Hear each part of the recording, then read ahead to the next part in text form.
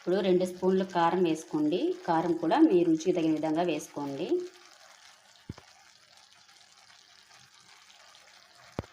మొత్తం కలిపేసుకోవాలండి.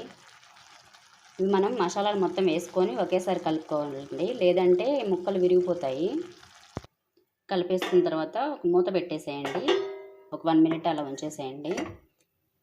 ఆవిరికి మంచిగా కర్రీ మొత్తం బాగా రెడీ అయిపోతుంది. సిమ్లో పెట్టేసి ఉంచుతాం కదా. మూత తీసి చూద్దాం ఫ్రెండ్స్. కర్రీ మొత్తం రెడీ అయిపోయింది. ఇంతే ఫ్రెండ్స్, చాలా ఈజీగా చేసుకోవచ్చు. మీరు ట్రై చేయండి. చపాతీలోకి, రోటీలోకి, రైస్లోకి చాలా బాగుంటుంది. ఒకసారి మీరు కూడా ట్రై చేయండి. చేసుకోండి, ఎంజాయ్ చేయండి ఫ్రెండ్స్. తినండి హ్యాపీగా. ఫ్రెండ్స్, మన ఛానల్లో చాలా వీడియోస్ అయితే ఉన్నాయి. అన్నీ ఒకసారి చెక్ చేయండి ఫ్రెండ్స్. మీకు ఈ వీడియో నచ్చితే కనుక లైక్ చేయండి, షేర్ చేయండి, సబ్స్క్రైబ్ చేసుకోండి ఫ్రెండ్స్. మర్చిపోకుండా సబ్స్క్రైబ్ చేసుకోండి friends. Thank you so much friends.